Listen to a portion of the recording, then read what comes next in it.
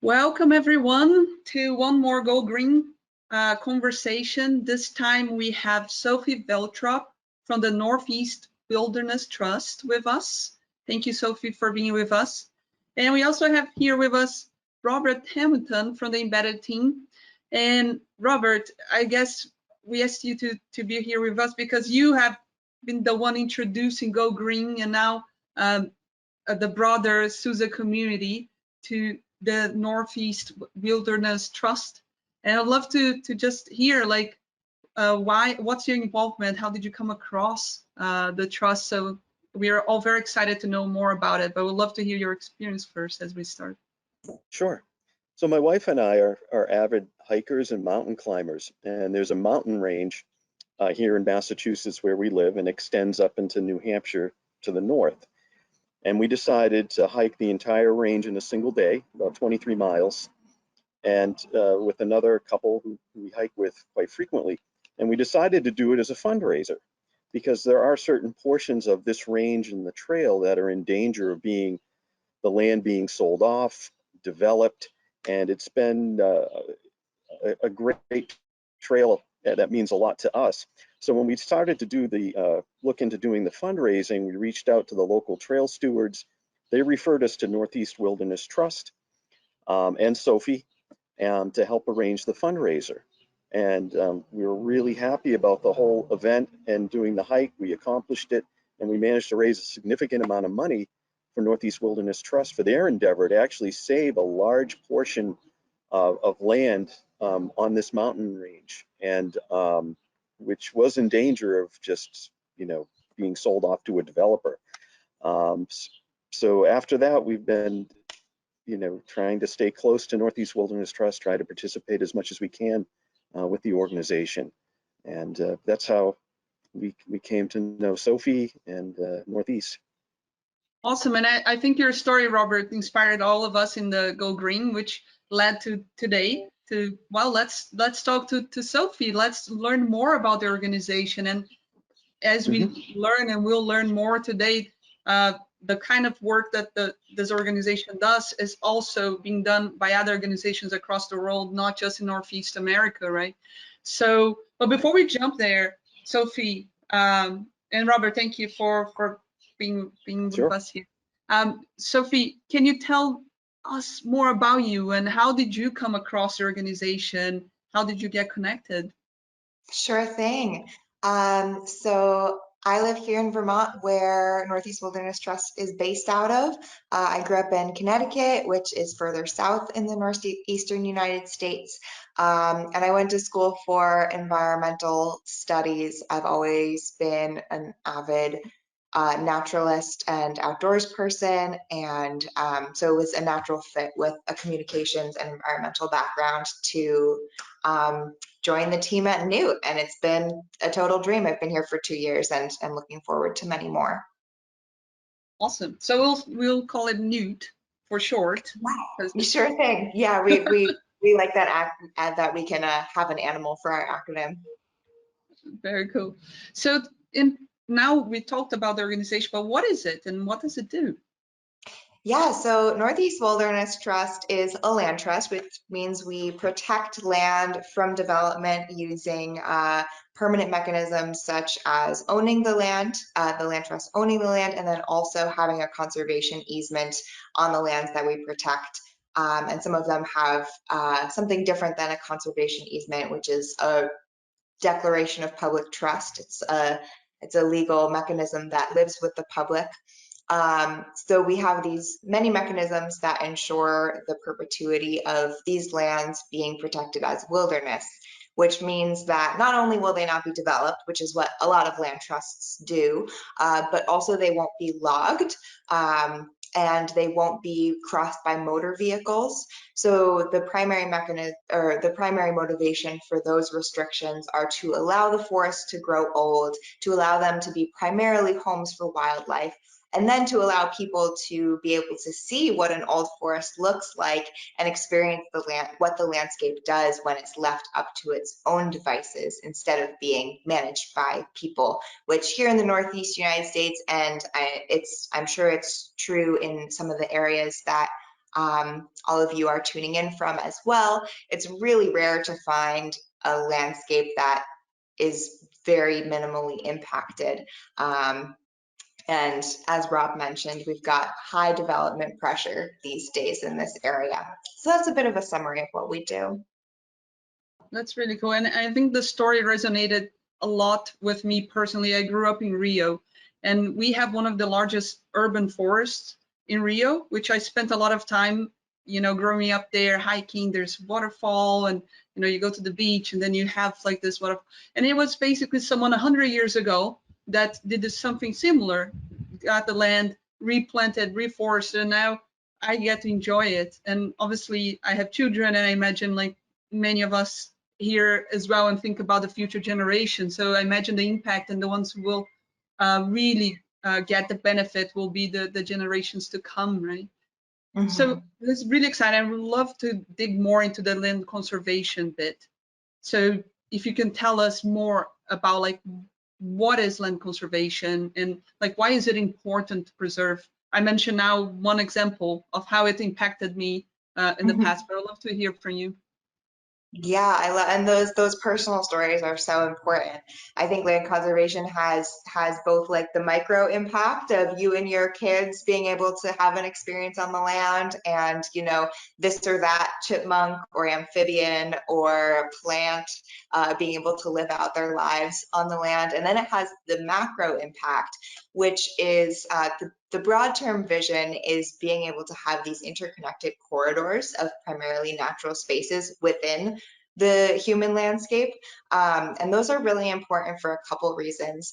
One is that animals that have really wide territory ranges, who need to move around really far in order to find enough food to eat, in order to find mates, and then to find suitable habitat in which they can raise their young. Those kinds of animals need these really big territories. And that's one reason why in the Northeast, we used to have cougars here, we used to have wolves here. There were actually even bison on the eastern side of the United States, which I didn't even know until a couple of years ago. So there are a lot of these larger animals that are entirely missing from our landscape that used to be a really critical part of the ecosystem.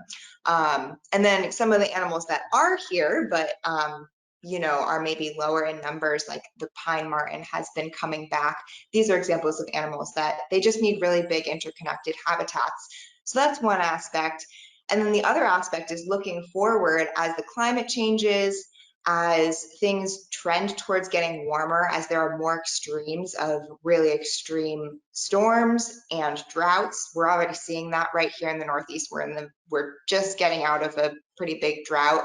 We were just seeing the wildfire smoke from the devastating wildfires out west. Not only do we people need healthy ecosystems around us in order to continue to be healthy ourselves and live well into the future and secure the future for our kids, the animals and plants are going to be impacted by this as well. And in order for them to survive and find new habitats and be able to adapt, they're going to need this interconnected landscape that goes all the way from the middle of the eastern United States all the way up to Maine and beyond into Canada. So we're sort of at this cinch point here in the Northeast, where if we don't protect these lands, then the ecosystems to the south and the north aren't going to be connected, and that's going to be critical in these upcoming decades. That's really interesting. Here at SUSE, we are really focusing on our environmental social impact, right? And so one of our pillars is supporting climate action. And one of the initiatives we have is in Madagascar with the Eden Reforestation Project, where we are replanting a site there as well that had been destroyed by slash and burn practice. It's a very interesting project. But what really caught my attention, and you're talking about the animals and the plants, is this concept. It's not just about conserving the land, right? So that's an awesome like first step. Okay, this land nobody's gonna build, or as you said, cut down the trees, right? But you guys go above that into rewilding this land. Can you tell more about that? Yeah. So rewilding is such a wonderful word, and people use it in a lot of different ways. The way that we talk about rewilding, and is also used by the Global Rewilding Alliance, which is one of those resources that we'll share with the attendees afterwards so they can find other organizations similar to us who might be working near you. So it's really this concept of giving the land back to natural processes. So we can have, a forest where timber is taken out of it, where people are managing it, basically deciding how the processes on that landscape unfold. And that can be a place for wildlife to live, absolutely. And also, we can have these places where we're just going to let the natural processes unfold. We're going to let succession happen with the plants. We're going to let natural disturbances happen. And over time, those ecosystems, they become resilient. They store an immense amount of carbon. They have incredible value for biodiversity. And there simply just aren't that many of them on the landscape. Another really important part of that is that if we don't protect places and allow forests and wetlands and other ecosystems to do their own thing, we won't know how nature operates by itself. We won't have that scientific baseline to say, hey, what is all of the rest of this amazing community of life going to do by itself? It's been figuring out evolution and how to survive and thrive and adapt to various conditions for billions of years without humans managing it. So I think that's really important and really exciting, so that we can witness that and respect that the other communities of life out there beyond human have their own will and their own way forward.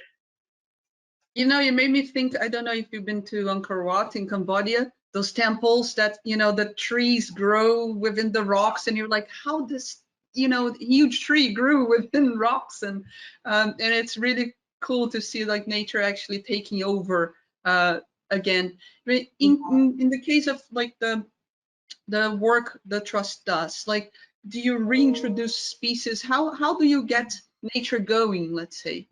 Yeah, that's a great question.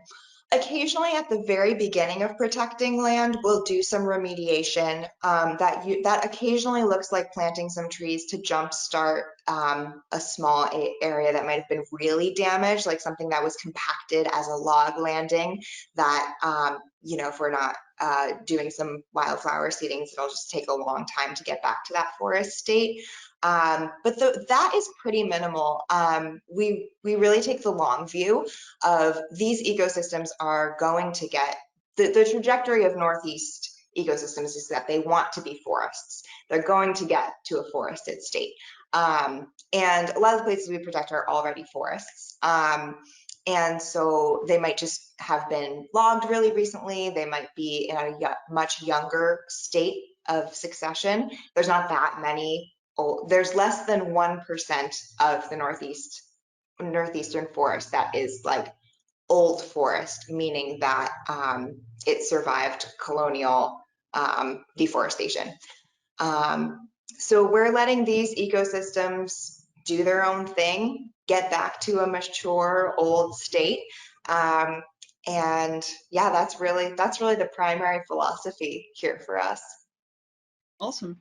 And I'm encouraging everyone to send their questions. We are gonna pick them up as we go as well, because we want it to be very fluid and engaging for everyone.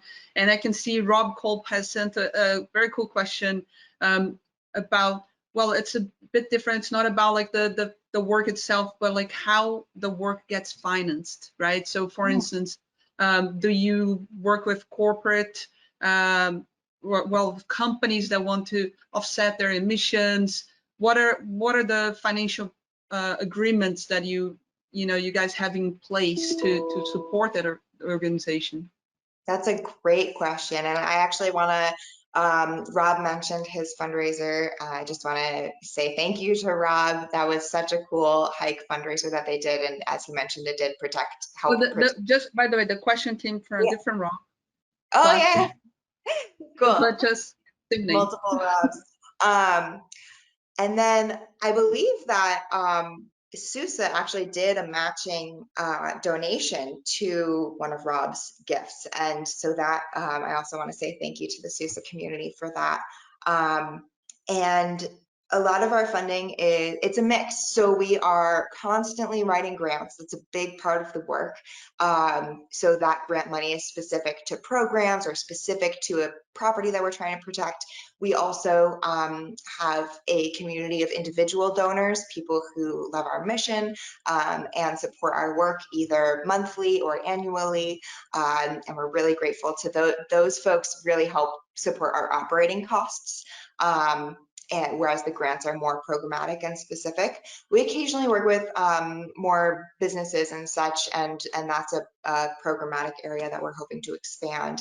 And then this Rob also mentioned carbon. We are beginning what we call wild carbon credits, and that's a program through a group called SIG Carbon.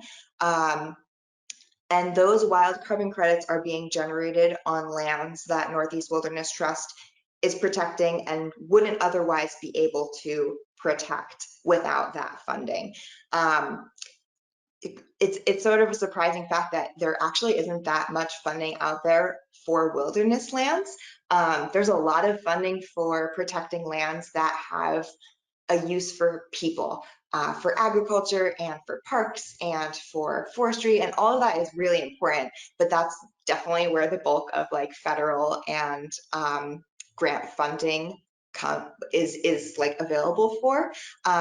So the carbon market presents a certain opportunity for wilderness conservation that otherwise wouldn't be able to happen. And that's what we're using to launch this new initiative called the Wildlands Partnership, where we work with local land trusts, so those that work at more like a town and county level, and we help them to do wilderness conservation, and that is funded through the future sale of wild carbon credits. So if folks are interested in learning more about that, I can share a link with you after. Very interesting. And you touched a point about there's been resources for protecting land for the use of people. And when we look at our Madagascar project, one of the things that got us very excited about their business model is that they take the people in consideration in the project. They involve the locals. And Great. Do you guys think about the community? How do you work with the community around? Yeah, and I think I just want to note that I think that's especially important in an international scenario.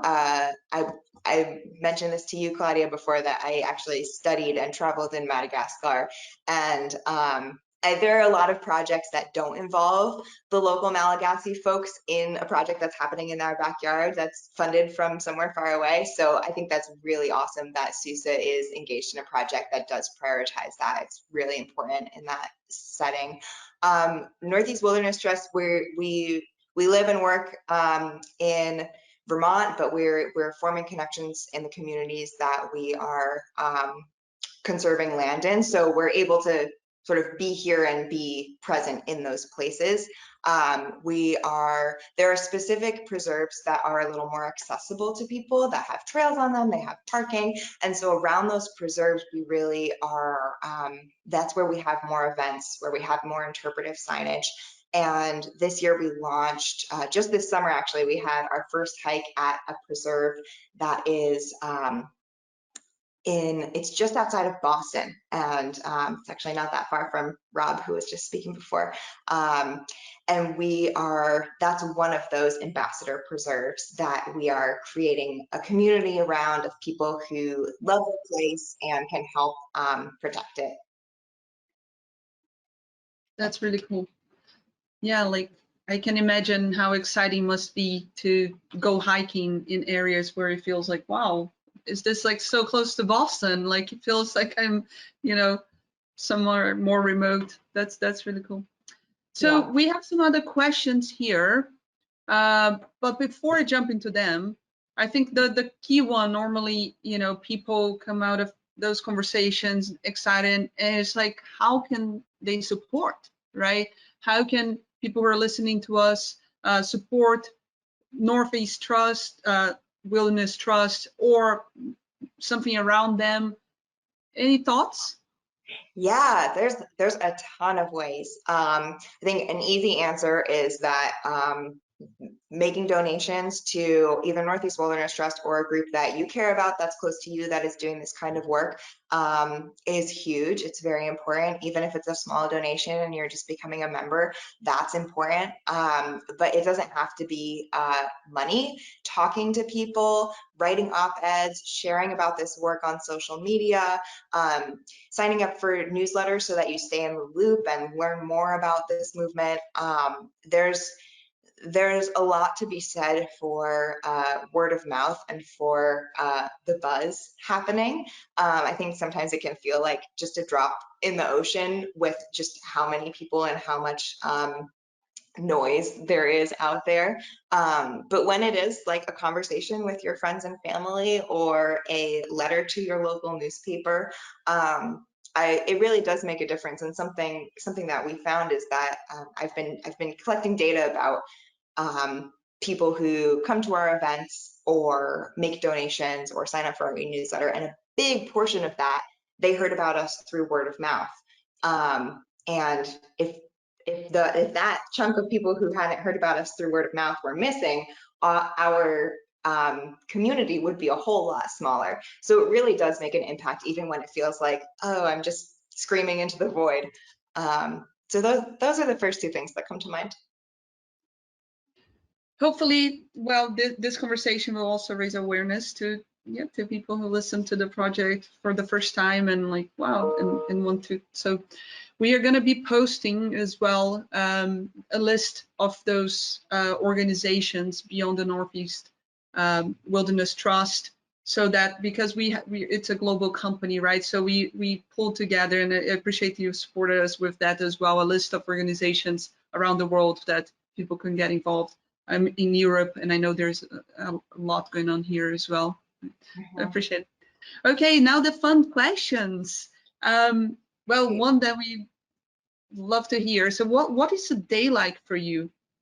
What's your work like? What do you do like on the day-to-day? What's a typical day? Well, most of my work is actually staring at a screen, so I don't know if it's like, that's like what it literally looks like, but it's really, it's a lot of making connections. It's a lot of, well, what I was just saying, spreading the word. For me, it's a lot of working with words and images.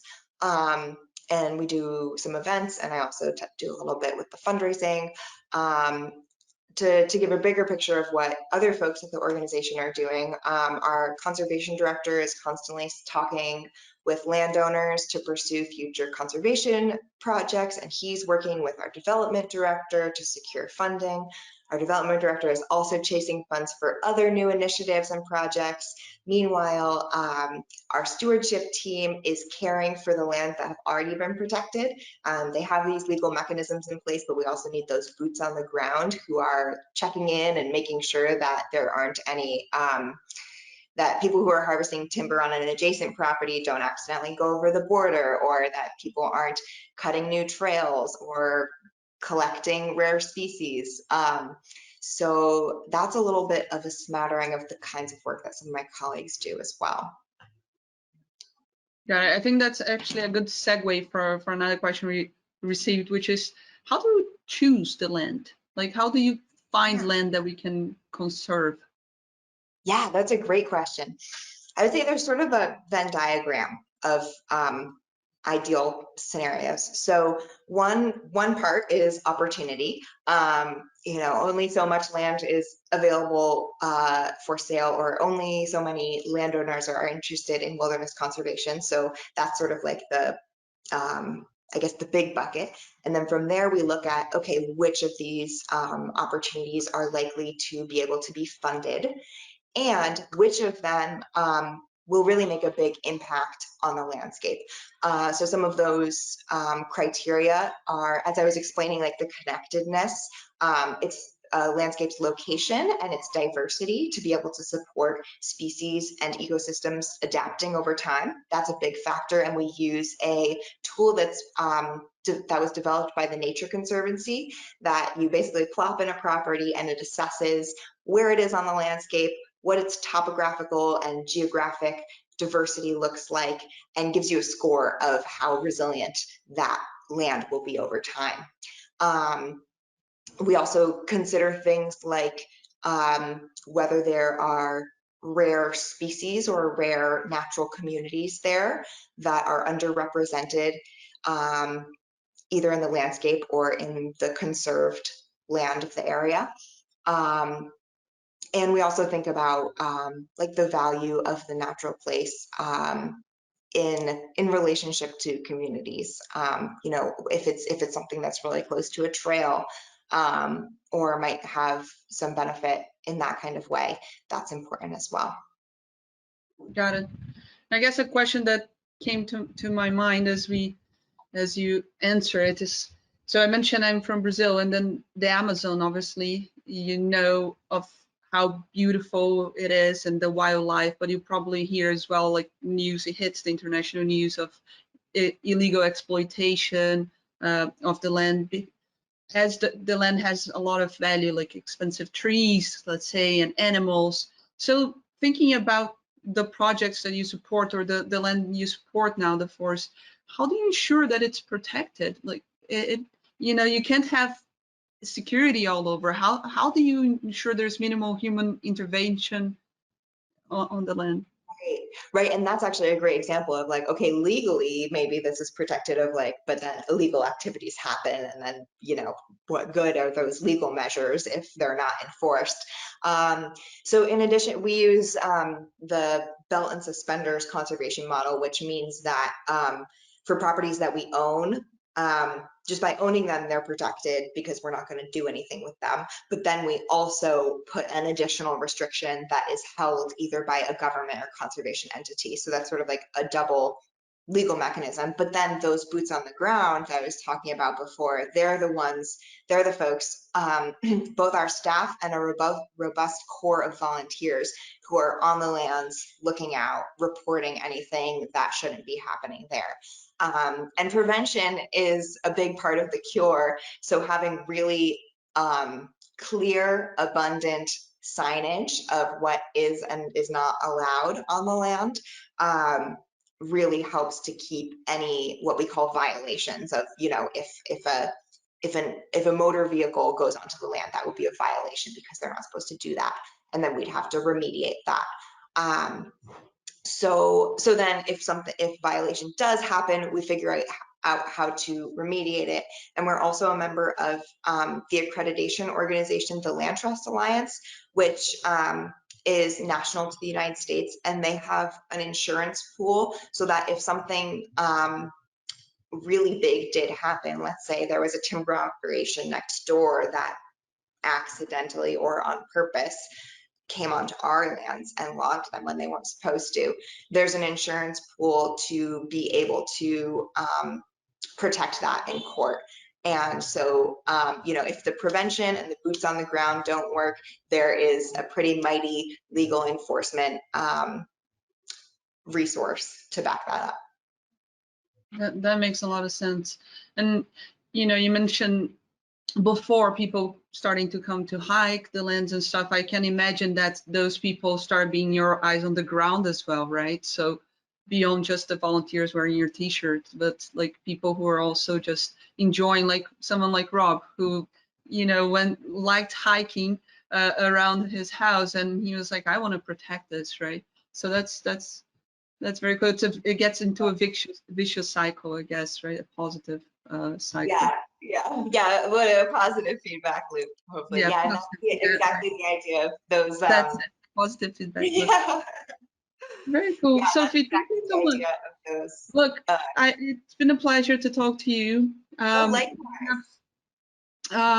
Yeah, we were really looking forward to having this conversation, get to know more about the trust and, you know, land conservation and rewilding. And I personally learned a lot, so I appreciate it a lot. And for everyone, we talked about how you, if you want to get involved, we shared a list with organizations like the Northeast Wilderness Trust around the world, if you want to support an organization near you. And yeah, so I think this is a wrap for today. Again, thank you so much. Thank you. All right. It was really great to be here. I really appreciate having a moment to chat with you and share with everybody. Thank you. Thank you. Bye-bye. Take care.